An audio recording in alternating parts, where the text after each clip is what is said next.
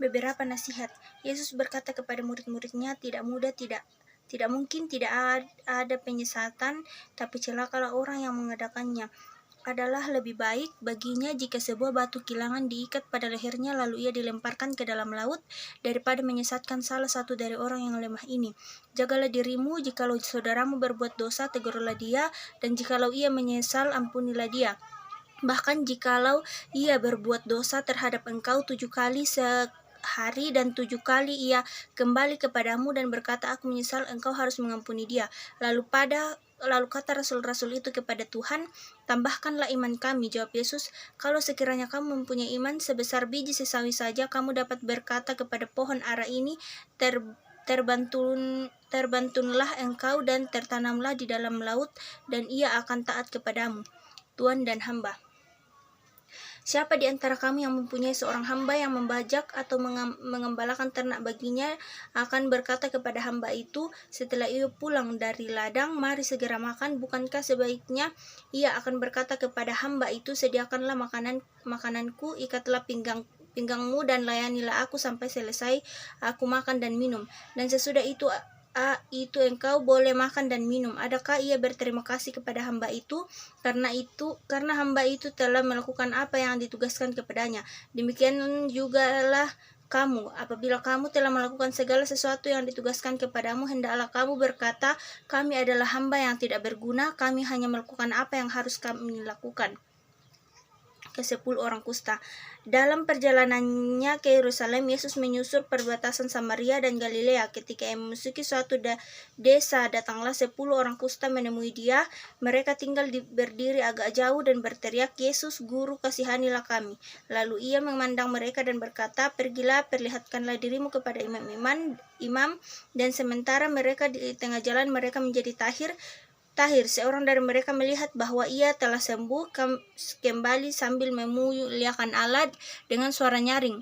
Lalu tersungkurlah di depan kaki Yesus dan mengucap syukur kepadanya. Orang itu adalah seorang Samaria. Lalu Yesus berkata, bukankah ke-10 yang tadi semuanya telah menjadi tahir? Di manakah yang 9 orang itu? Tidak adakah di antara mereka yang kembali untuk memuliakan Allah selain daripada orang asing ini?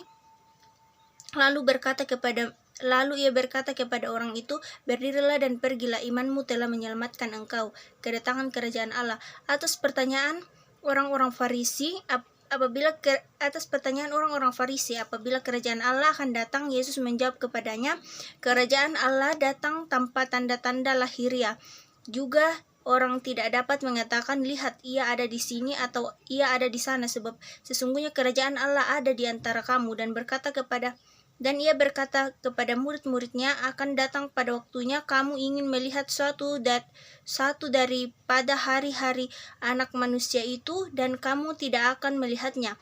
Dan orang akan berkata kepadamu, lihat ia ada di sana, lihat ia ada di sini, jangan kamu pergi di situ, jangan kamu ikut. Sebab sama yang seperti kilat memancar dari ujung langit yang satu ke ujung langit yang lain, demikian pula lah kelak halnya anak manusia pada hari kedatangannya. Tetapi ia harus menanggung banyak penderitaan dahulu dan ditolak oleh angkatan ini. Dan sama seperti terjadi pada zaman Nuh, demikian pula lah hal kelak pada hari-hari anak manusia. Mereka makan dan minum, mereka kawin dan dikawinkan sampai pada hari Nuh masuk ke dalam bahtera, lalu datanglah air bah dan membinasakan mereka semua. Demikian juga seperti yang terjadi di zaman Lot, mereka makan dan minum, mereka membeli dan menjual, mereka menanam dan membangun. Tetapi pada hari Lot pergi keluar dari Sodom, turunlah hujan api dan hujan belerang, dan langit membinasakan mereka semua. Demikianlah hal kelak pada hari di mana anak manusia menyatakan dirinya.